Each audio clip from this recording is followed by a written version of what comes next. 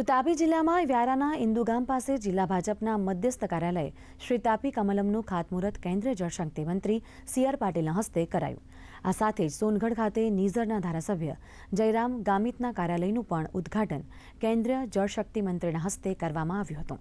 આ પ્રસંગે કેન્દ્રીય મંત્રી સી.આર. પાટીલે કહ્યું કે એક ધારાસભ્યના કાર્યાલયના ઓપનિંગમાં 5,000 કરતાં વધુ લોકો આવ્યા છે. એ બતાવે છે કે અહીં કાર્યાલયની કેટલી જરૂર છે. વધુમાં તેમણે કહ્યું હતું કે પીએમ મોદીની સૂચના છે કે દરેક જિલ્લામાં એક મધ્યસ્થ કાર્યાલય હોવું જોઈએ. ગુજરાત એક એવું રાજ્ય છે જેમાં દરેક જિલ્લાઓમાં મોટાભાગના કાર્યાલય બની ગયા છે. કોઈ પાઇપલાઇનમાં છે અને કેટલાકનું ખાતમુહૂર્ત થઈ ગયું છે. આજે કમલમ કાર્યાલયમાં પણ જે ખાતમુહૂર્ત કર્યા પછી આખા ગુજરાતના લગભગ તમામ કાર્યાલયો એક તો પૂર્ણતા થયા છે અથવા પાઇપલાઇનમાં છે અથવા એના ખાતમુહૂર્ત કરવામાં આવ્યા છે.